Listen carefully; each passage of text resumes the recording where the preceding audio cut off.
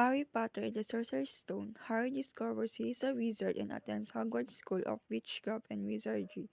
Alongside Prince Ron and Hermione, he unreveals the mystery of Stone and confronts the Dark Wizard Voldemort. This series emphasizes moral themes like bravery, loyalty, and honesty, highlighting the power of friendship and overcome obstacles. The story also explores the tension between destiny and futures, and the concept of good versus evil, emphasizing character development through actions rather than a circumstance. Potter and the Sorcerer's Stone is a series of 7 fantasy novels written by British author J.K. Rowling.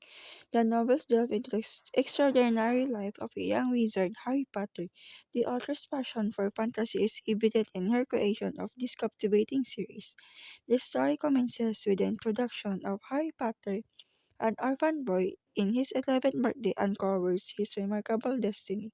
Despite facing numerous challenges from a young age, Harry builds strong friendships with Ron Weasley and Hermione Granger at Hogwarts. His exceptional academic skills set him apart. The story culminates in a gripping confrontation between Harry and Voldemort, resulting in Harry's triumph and the protection of the Sorcerer's Stone. Later on, Harry returns to London seeking solace after facing the challenger posed by Dursley. The story is not more an adventure but a compelling mystery filled with hope.